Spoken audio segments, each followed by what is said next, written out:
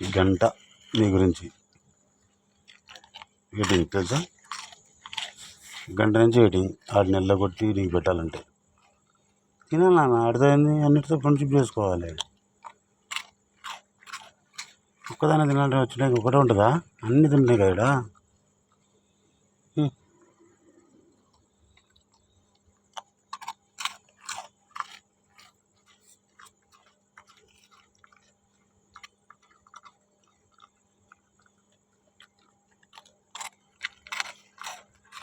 నువ్వు వెరైటీ దాన్ని దొరికావు నాకు.